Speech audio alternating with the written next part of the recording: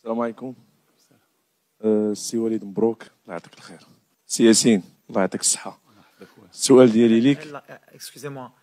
Comme Yacine, il est un peu fatigué ou quoi que ce soit, j'aimerais bien vous faites toutes les questions avec Yacine, comme ça, et qu'il aille vite faire sa récup, et après, moi, je prends le temps avec vous. Merci. أخ ياسين مبروك عليك. مبروك علينا. برافو عليك فرحتينا. كاين السؤال ديالي اللي عندي ليك هو تبارك الله أصعب حاجة هما ضربات الجزاء. ولكن اليوم تبتي التجربة اللي عندك تبارك الله بأنك أسد وزأرتي في الدوحة. لأن راه المغرب كامل خارج. دابا في هذا الأثناء كلشي في الزنقة. احنا كنحسوا يعني بالتشجيعات ديال الجمهور يعني اللي جا ساندنا والجمهور اللي في المغرب ولا اللي في بلدان اخرى. فهادشي كيدفعنا باش نديروا هذا العمل اللي كنديروا. كنبغي نشكر كاع اللاعبين اللي داروا واحد مجهود جبار يعني في واحد التركيز عالي عالي عالي جدا.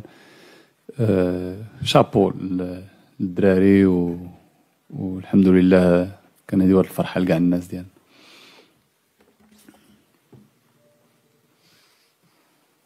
Over here, yes. ياسين واش عارفين اشنو تديروا دابا؟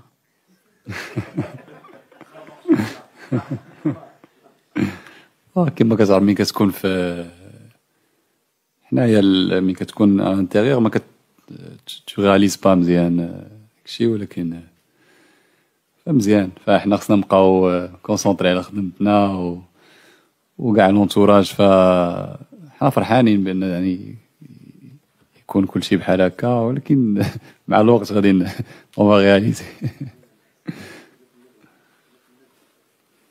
Over there, please. Yassine Bounou, Walid Regragui. Je suis un journaliste marocain, but I'm going to speak in English so all the journalists in this room will understand what I'm saying. Yassine and Walid, today you have made history. I don't have any question. I just would like to thank you. I would like to thank you because this has never been done in Moroccan football. You have gained back the trust of a whole Moroccan generation. 40 million Moroccan people are happy today of what you've done. Thank you, Coach Walid. Thank you, Yassine Bounou, for everything that you have done. Today you have marked the Moroccan history. I'm speaking and I have tears in my eyes because seriously you have marked Moroccan history, Yassine. Thank you. First of all, as a Moroccan... L'anglais نقية. Second of all, as a Moroccan...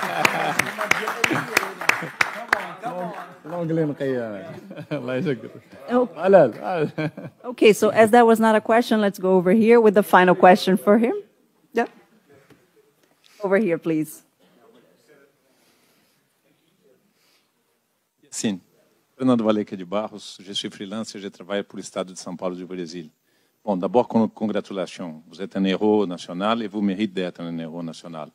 Hier, j'ai parlé avec le gardien de Croatie qui, comme vous, il y avait un prouesse. Il a défendu 3 pénaltys comme vous. Et il me dit qu'à part la chance, il y a beaucoup d'observations de sa part. Quelle est votre stratégie pour arrêter 3 pénaltys dans un jeu comme celui-là? Merci beaucoup. Bah écoutez, c'est un petit peu de feeling, un petit peu de chance et voilà quoi. Il y a pas grand chose quoi.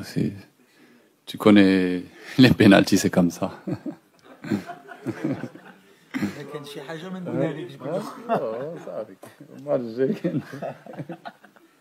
Merci beaucoup. Thank you very much. Thank you so much. Thank you. Yeah. Let's continue now over here, please. ما عندكش البديل وعندنا مباراة الآن ديال الربع لينا كنطمعوا.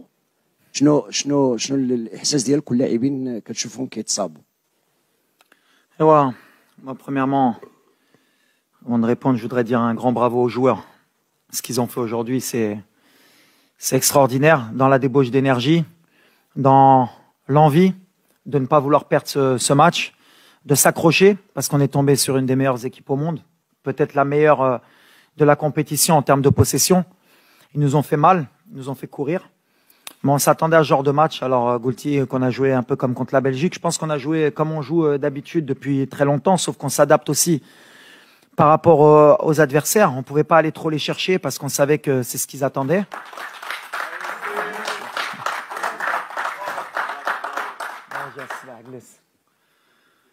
Et on savait donc qu'ils allaient nous faire courir. On l'avait dit en avant-match.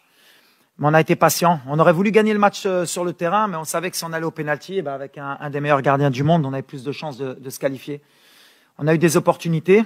Eux, comme je l'ai dit, ils ont fait du jeu à l'espagnol, de la possession, gardé le ballon. Ils nous ont beaucoup étirés. Et les joueurs, ils se sont accrochés. Après, tu dis que c'est vrai, on a beaucoup de blessés, mais depuis le début de la compétition, on joue avec une équipe qui est pas à 100%. C'est pour ça que c'est encore plus extraordinaire ce qu'ils font.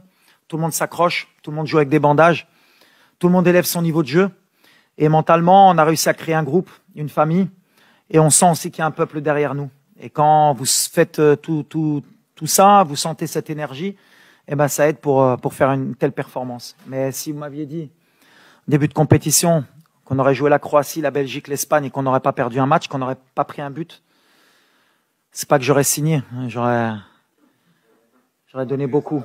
Mais c'est beau, c'est les joueurs. Il faut vraiment, aujourd'hui, moi, je dis que j'ai un groupe extraordinaire. Ils ont adhéré à ce que j'ai dit.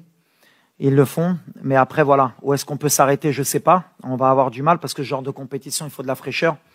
Il faut un banc. Mais aujourd'hui, on a montré avec les changements qu'il y a des joueurs qui sont rentrés, qu'on fait le boulot.